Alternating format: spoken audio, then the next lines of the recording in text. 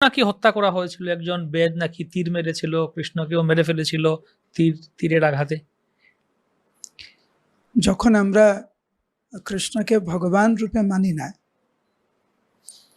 তখন অনেক কিছু মন গড়া, মনোধর্ম প্রসূত বানিয়ে বানিয়ে অনেক কিছু বলা যায় এবং জনসাধারণকে বিভ্রান্ত করা যায়, তাদের বিপদগামী করা যায়।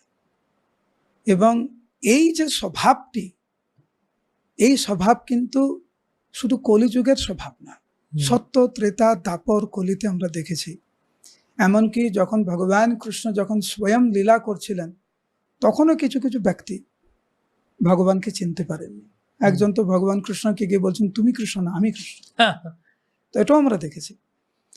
তো ভগবান লীলা ছলে কিছু কিছু লীলা করে, যেমন আমরা কৃষ্ণ লীলায় দেখেছি, মহাপ্রভুর লীলায় দেখেছি। ভগবান কৃষ্ণ